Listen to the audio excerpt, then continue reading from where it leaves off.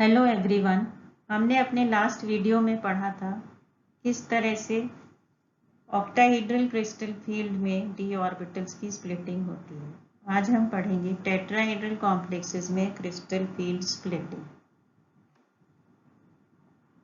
चतुष्फलकीय संकुलों में क्रिस्टल क्षेत्र विपाटन।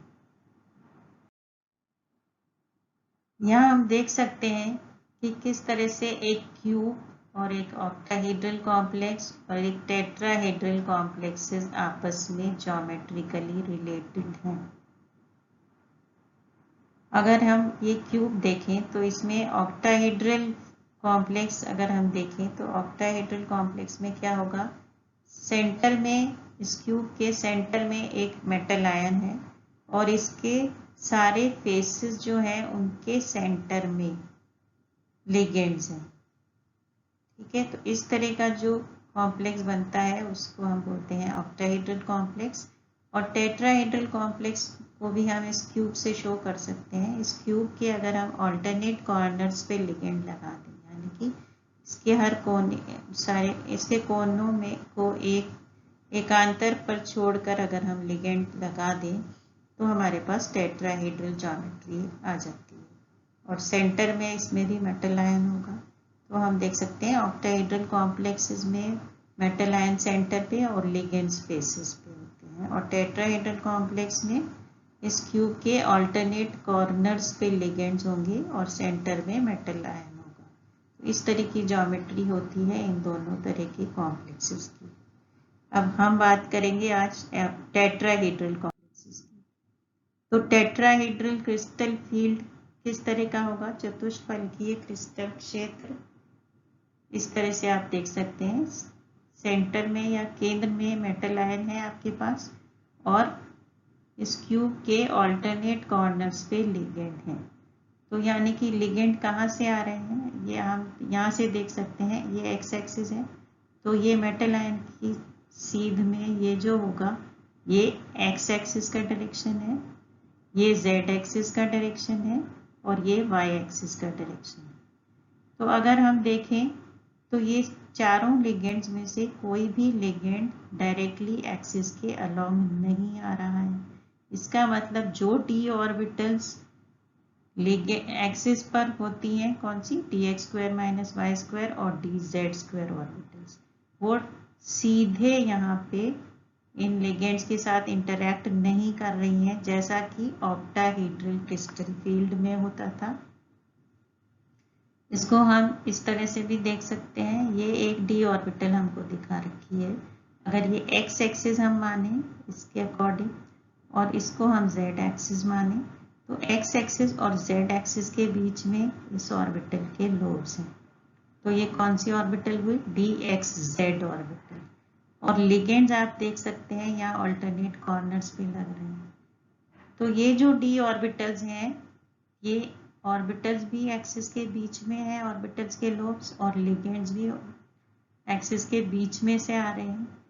हालांकि ये लिगेंड्स डायरेक्टली सीधे डी ऑर्बिटल के लोब्स के डायरेक्शन में नहीं है, इसलिए ये डी ऑर्बिटल का लोब जो है वो लिगेंड्स के साथ डायरेक्टली इंटरैक्ट नहीं कर रहा है। लेकिन फिर भी जो d x y, d y z और डी एक्स जेड ऑर्बिटल्स हैं जिनके लोब्स एक्सिस के बीच में होते हैं, वो इन लिगेंड्स के कंपैरेटिवली क्लोज हैं। किसकी अपेक्षा, d x square minus Y square और डी जेड स्क्वायर की अपेक्षा। तो क्या होगा, d x square minus Y square और डी जेड ऑर्बिटल्स जो है वो डायरेक्टली लिगेंड्स की डायरेक्शन, लिगेंड्स की अप्रोच के डायरेक्शन में नहीं है, क्योंकि एक्सिस से कोई भी लिगेंड नहीं आ रहा है एक्सिस के डायरेक्शन से। लेकिन d x y, d y z और डी एक्स जेड ऑर्बिटल्स जो होंगी वो अपेक्षाकृत लिगेंड के क्लोज होंगी। उसकी वजह से ये जो तीनों एक्सिस हैं या तीनों लोब्स हैं डी ऑर्बिटल्स के, इन तीनों डी ऑर्बिटल्स के जो लोब्स हैं वो लिगेंड्स के साथ उनका इंटरैक्शन ज़्यादा होगा या वो ज़्यादा रिपल्शन फील करेंगी, तो इनकी एनर्जी बढ़ेगी। लेकिन d x square minus Y square और डी जेड स्क्वायर ऑर्बिटल जो हैं उनके लोब्स लिगेंड से दूर हैं, तो उनमें रिपल्शन कम होगा, तो वो उनकी ऊर्जा जो है वो कम हो जाएगी। टेट्राहेड्रल क्षेत्र में इसमें हम यहाँ पे भी देख सकते हैं किस तरह से लोब्स जो हैं डी ऑर्बिटल्स के डायरेक्टेड होते हैं लिगेंड्स की तरफ। ये अगर हम इन लिगेंड्स को पॉइंट नेगेटिव चार्जेस माने तो लिगेंड्स की ये पोजीशन है, बीच में मेटल आयन है। अब अगर हम डी ऑर्बिटल्स देखें तो डी जेड स्क्वायर एक्सिस के अलोंग होता है, जेड एक्सिस के अलोंग। तो इसको हम देखें तो इसके पास कोई भी लिगेंड नहीं है, इसका मतलब कोई भी लिगेंड से ये डायरेक्टली इंटरैक्ट नहीं कर रहा है। तो इस लिगेंड के साथ इसका कोई लिगेंड के इलेक्ट्रॉन्स के साथ रिपल्शन बहुत कम होगा। इसी तरह से dx square minus Y square orbital भी क्या होगी, इसके परपेंडिकुलर होगी और यहाँ परपेंडिकुलर डायरेक्शन में होगी, तो लिगेंड्स कोई भी इसके पास नहीं है। लेकिन इन तीनों ऑर्बिटल्स dxy, dyz और dxz के जो लोब्स हैं वो एक्सिस के बीच में हैं, इसलिए वो लिगेंड्स के कंपैरेटिवली पास हैं। इसलिए लिगेंड्स का जो इन तीनों ऑर्बिटल्स के साथ ज़्यादा इंटरैक्शन होगा और इन दोनों के साथ कम इंटरैक्शन होगा। तो स्प्लिटिंग कैसी होगी, टेट्राहेड्रल फील्ड में डी ऑर्बिटल्स की स्प्लिटिंग इस तरह से होगी। यहाँ पे आपके पास फ्री मेटल आयन में जब एक कॉम्प्लेक्स नहीं बना तो उसमें पांचों डी ऑर्बिटल्स कैसी होंगी, 5 फोल्ड डीजेनरेट, मतलब पांचों डी ऑर्बिटल्स की ऊर्जा समान होगी। लेकिन जैसे ही उसके पास लिगेंड्स आते हैं टेट्राहेड्रल क्षेत्र में तो क्या होगा, टेट्राहेड्रल कॉम्प्लेक्स जब बनेगा तो इन तीन डी ऑर्बिटल्स dxy, dyz और dxz की ऊर्जा बढ़ जाएगी, क्योंकि ये जो डी ऑर्बिटल्स हैं इनके लोब्स लिगेंड्स के पास हैं, तो ज़्यादा रिपल्शन ये फील करेंगे, तो इसलिए इनकी ऊर्जा बढ़ जाएगी। लेकिन जो ई ऑर्बिटल्स हैं यानी कि dx square minus Y square और dz स्क्वायर, इनके जो लोब्स हैं वो हमने अभी देखा था, वो डायरेक्टली लिगेंड्स के डायरेक्शन में नहीं है, तो लिगेंड सीधा इनसे इंटरैक्ट नहीं कर रहा है, तो इसलिए इनकी ऊर्जा कम हो जाएगी। जितनी ऊर्जा dxy, dyz, dxz की बढ़ती है, जैसा कि हमने ऑक्टाहेड्रल क्षेत्र में देखा था, उसी तरह से यहाँ पे भी होगा, जितनी ऊर्जा इनकी बढ़ेगी उतनी ऊर्जा इनकी कम हो जाएगी। ठीक है, because net change in energy is 0। तो डी ऑर्बिटल की स्प्लिटिंग अगर हम यहाँ देखें टेट्राहेड्रल क्षेत्र में कैसी होती है, ऑक्टाहेड्रल से बिल्कुल इनवर्स होती है, बिल्कुल उल्टी होती है। ऑक्टाहेड्रल में क्या था, dx square minus Y square और dz स्क्वायर ऑर्बिटल्स की ऊर्जा बढ़ रही थी, क्योंकि वो सीधे लिगेंड्स के साथ इंटरैक्ट कर रहे थे, लिगेंड्स उसी डायरेक्शन से आ रहे थे। लेकिन इसमें क्या है, और T2G की ऑर्बिटल्स जो है उनकी ऊर्जा उसमें कम थी, लेकिन यहाँ पे ये उल्टा है, T2 की एनर्जी बढ़ गई, क्योंकि ये तीन ऑर्बिटल्स यहाँ पे लिगेंड्स के ज़्यादा पास हैं, तो इनका इंटरैक्शन लिगेंड से ज़्यादा हो रहा है, लेकिन dx square minus Y square और dz स्क्वायर का इंटरैक्शन कम हो रहा है।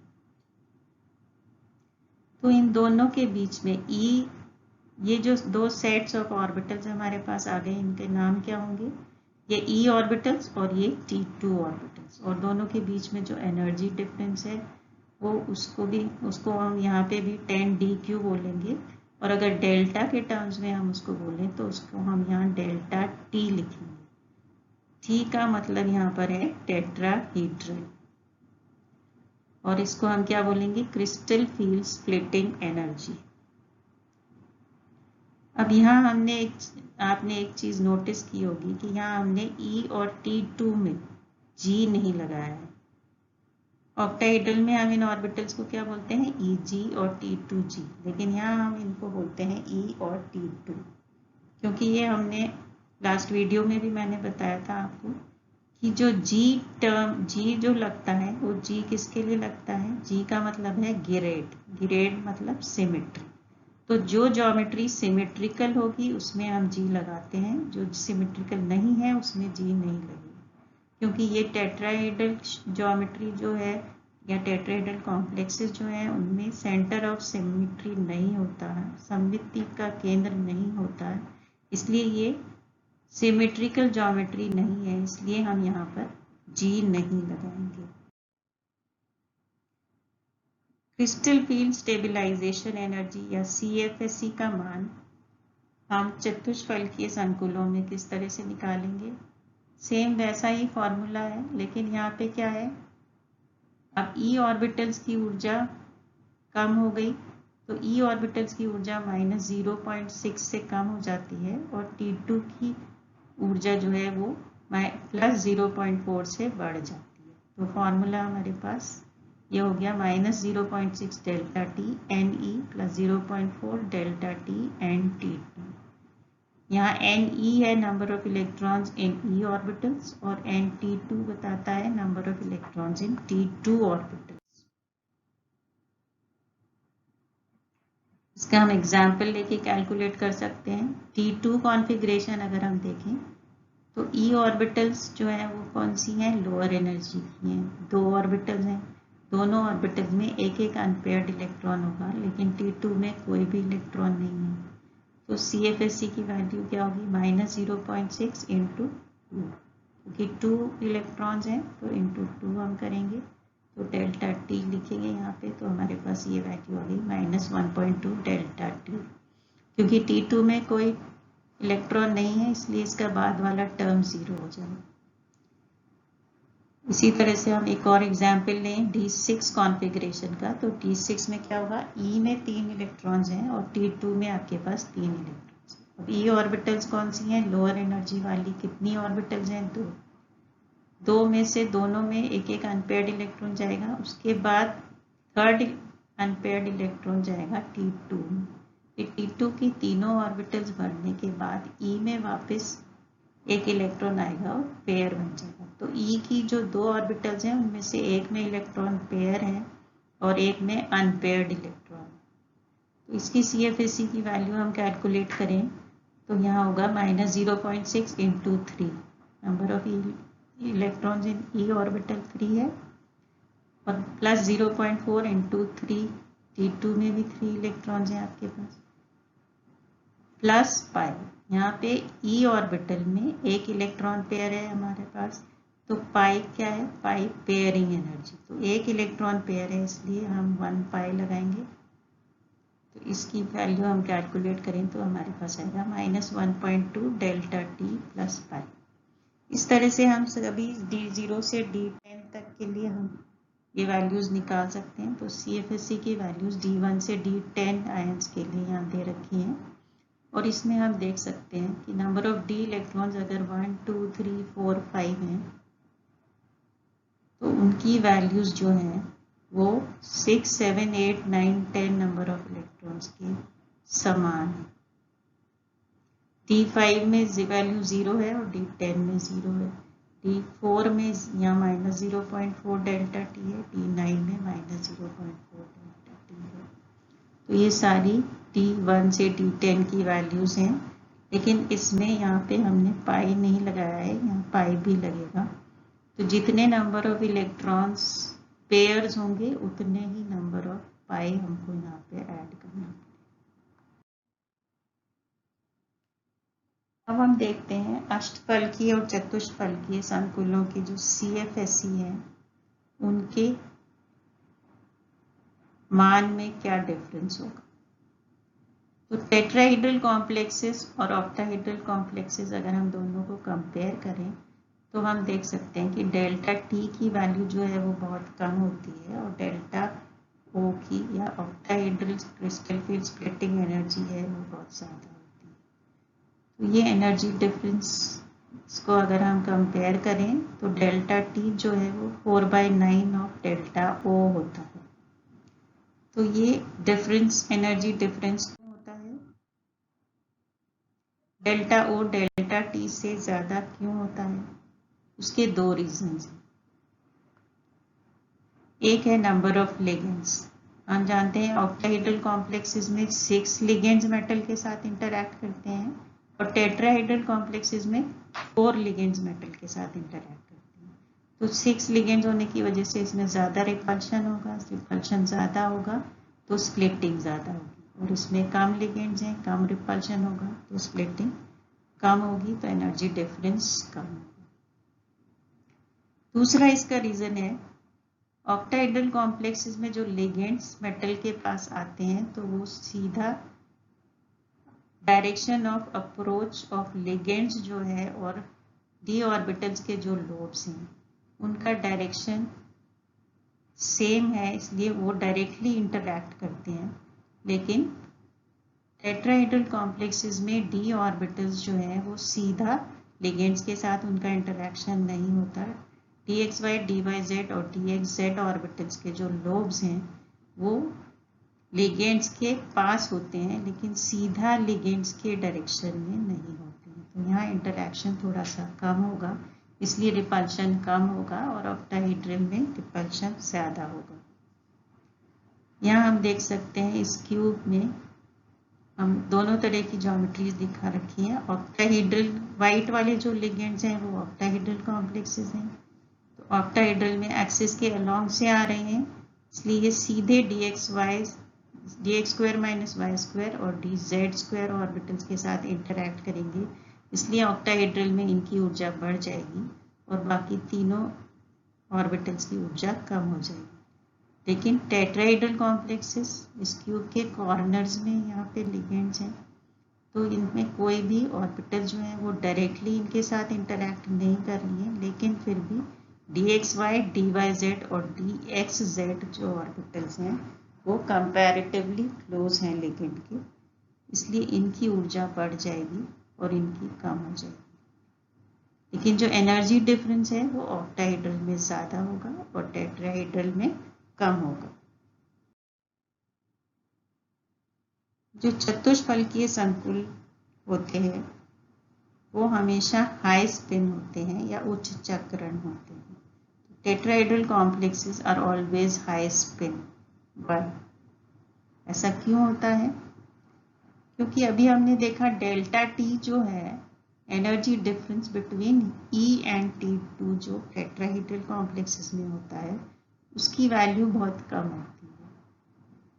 डेल्टा टी क्योंकि कम होता है तो वो हमेशा पेयरिंग एनर्जी से कम होगा, मतलब पेयरिंग एनर्जी हमेशा उससे ज़्यादा होगी, और अगर पेयरिंग एनर्जी ज़्यादा है तो कॉम्प्लेक्स जब बनेगा तो इलेक्ट्रॉन्स हमेशा पहले 2 अनपेयर्ड इलेक्ट्रॉन्स ई में आएंगे और फिर थर्ड अनपेयर्ड इलेक्ट्रॉन जो है या थर्ड इलेक्ट्रॉन जो है वो कहाँ जाएगा? T2 में जाएगा। क्योंकि पेयरिंग एनर्जी ज़्यादा है तो वो पेयर करके ई में नहीं आएगा और सीधा T2 में जाएगा, तो इसलिए हमेशा इसमें कौन से कॉम्प्लेक्सेस बनेंगे? हाई स्पिन कॉम्प्लेक्सेस ही बनते हैं। लो स्पिन कॉम्प्लेक्सेस टेट्राहेड्रल ज्योमेट्री में नहीं बनते।